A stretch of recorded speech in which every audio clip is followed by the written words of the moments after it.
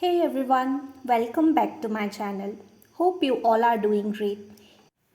In today's video, I am going to prepare jaggery coated pumpkin seeds munchies, which is super healthy and super tasty. So let's begin with the process.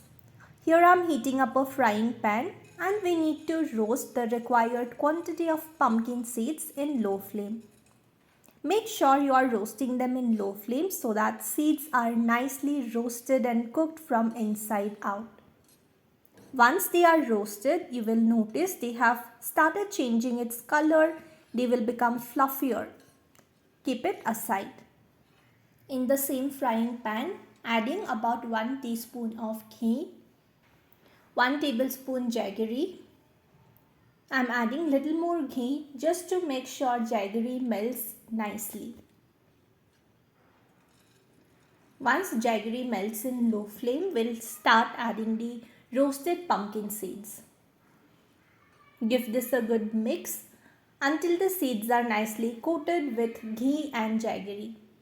I'm keeping the flame low and roasting it for another minute.